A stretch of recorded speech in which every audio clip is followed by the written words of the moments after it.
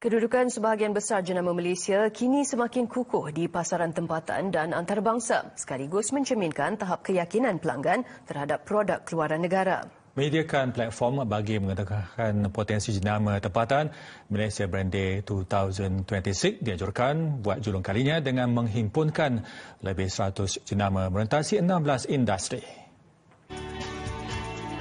Berlangsung selama 3 hari bermula hari ini, Malaysia Brand Day 2026 membuka peluang padanan perniagaan di antara pembeli dan pelabur selain komunikasi secara terus bersama pemimpin industri menerusi program dialog kepimpinan.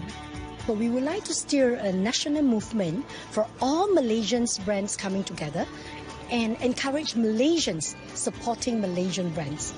So we need to start somewhere. Malaysia has great companies, great products, great talents.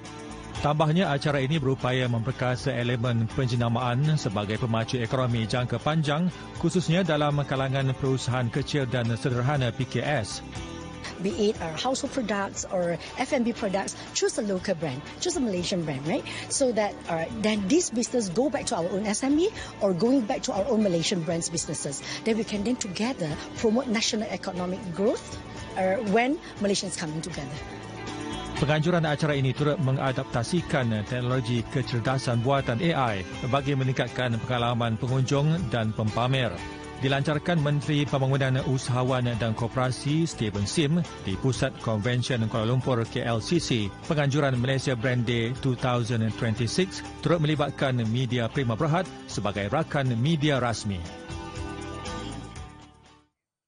Produk import selari atau seludup yang tidak mematuhi